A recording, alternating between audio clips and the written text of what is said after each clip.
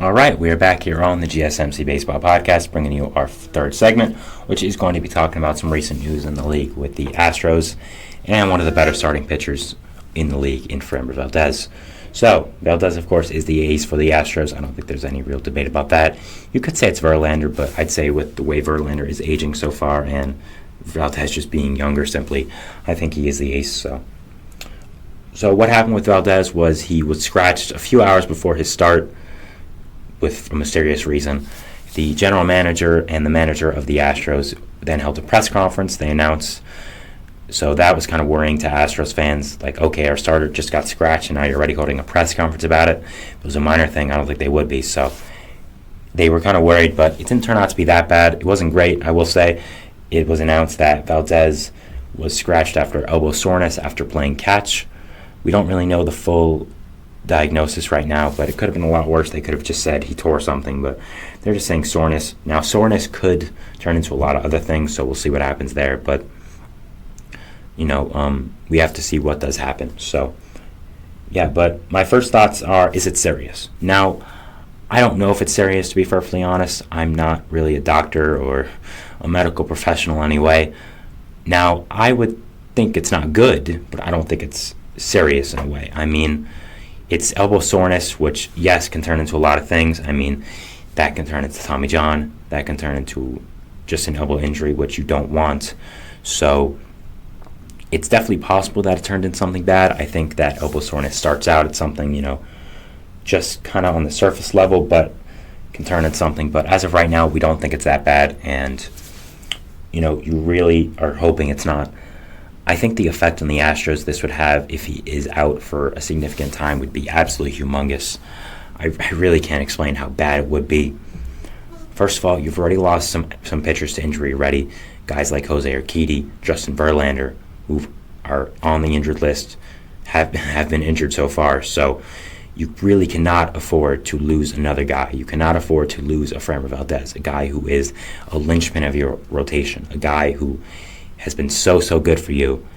I mean, you really cannot afford to lose him. So I think you can't afford to lose him anyways. But where you are with your rotation right now, you can especially not afford it right now. They've just had so many injuries, and to key players as well, guys like Verlander, or Urquidy as well.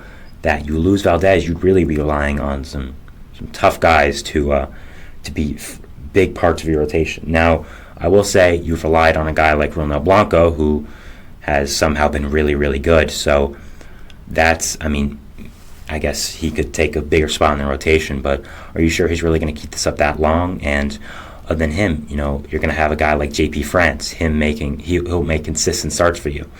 Do you really want that? I'm not sure if you're trying to win a division. I mean, it's really not many options left at this point. I think the biggest one was Julio Teheran, who, of course, was signed by the Mets. I guess he was just DFA'd, so if you want him, you can go take him, I guess. But I don't really know if that's the guy you want to make consistent starts for you, going from a guy of the caliber of Framber Valdez to Julio Teheran or someone else would just not be good, in my opinion. So I think you really have to hope, if you're an Astros fan, that this does not turn into anything. Feeling elbow soreness after playing catch is not a good thing. And again, can turn into something much more dangerous. I won't lie, it can. So you're really hoping that it does not. And you are really hoping that overall he does turn out to be okay. And everything just turned out to be all right with the Astros and Valdez. Again, Valdez getting injured would just be such a huge blow for this Astros team. They've already dealt with so much. Verlander, Urquidy. So you need Valdez to stay healthy. He's been healthy really his whole career. And he is your ace. He is one of the better pitchers in baseball. So you definitely need him to be a big part of your team right now.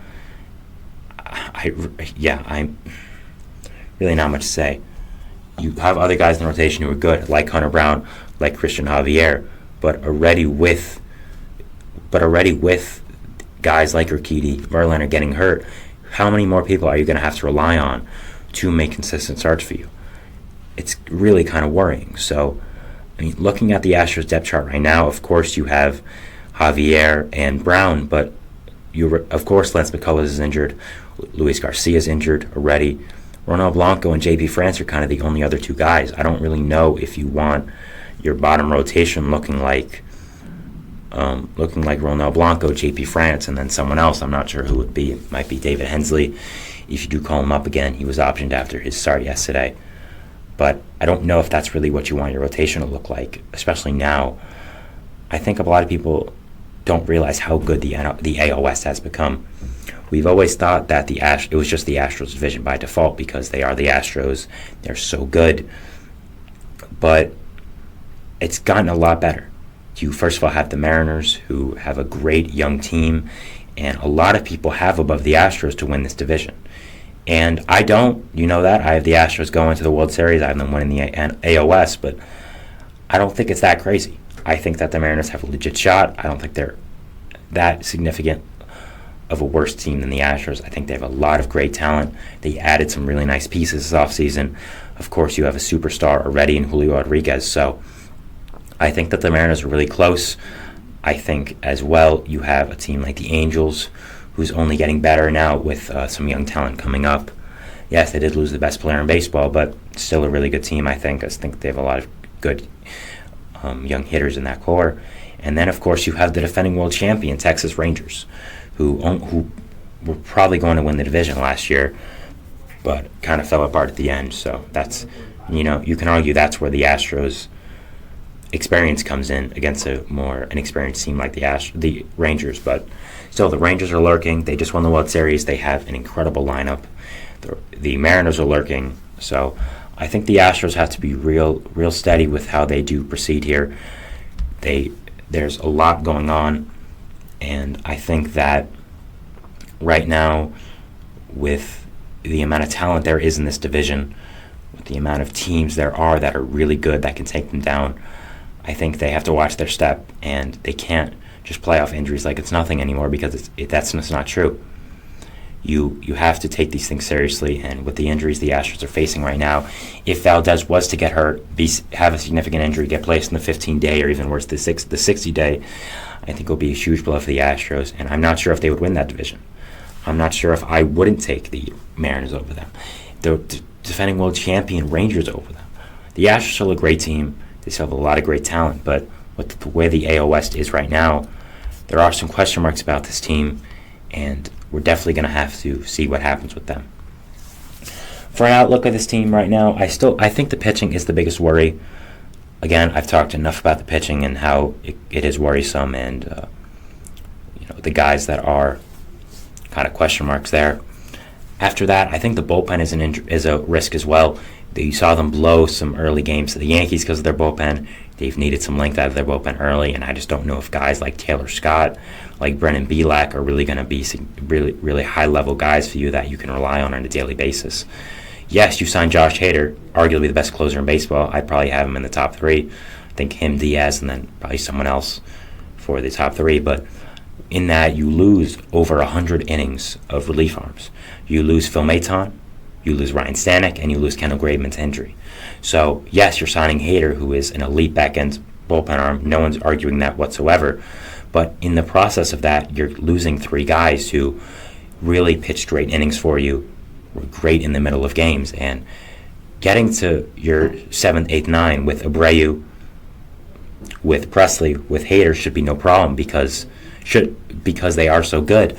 But the way that you get there with your guys and giving up runs should be a problem, because you don't have Maton there, you don't have Stanek there, you don't have Graveman there. You're going to have to rely on guys like Taylor Scott, like Brennan Bielak, like other guys in that who are kind of just mediocre. So I think the bullpen is an issue, and I think the rotation is an issue. So I think they're going to have to get this figured out sooner or later, maybe at the deadline. Maybe they sign some guys, maybe they trade some guys early. So we'll definitely see what happens there. But the lineup is so good, I think. I mean, Yainer Diaz, Jose Altuve, Jeremy Pena, Jose Abreu, Alex Bregman, Yordan Alvarez, Chas McCormick, Jake Myers. I mean, just the sheer amount of talent they have is no issue. So I don't think it should be that much of a concern. I think it's more the pitching right now for the Astros, and if you are an Astros fan. So, all right. So that was my third segment about Framber Valdez and the Astros and his injury.